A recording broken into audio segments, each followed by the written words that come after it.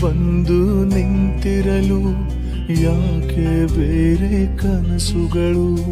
ನಾನು ಸವಿಯೋ ಸಂಕಟವ ಏನು ಅಂತ ಹೇಳುವುದೇ? ಕೂಗಿ ಕೂಗಿ ನನ್ನಯದೆ ನೀನೇ ಬೇಕು ಅನ್ನುತ್ತಿದೆ. ನೀನು ನನ್ನೋಡು ತಾನೆ ಹೇಳು ಅಂತ ನೀನೇ. ನಾನೋಡೋ ಕಣ್ಣುಗಳು ಎಷ್ಟು ಪುಣ್ಯ ಮಾಡಿದೆಯೋ, ನೀನೇ ಬಂದು ನಿಂತಿರಲು ಯಾಕೆ ಬೇರೆ ಕನಸುಗಳು?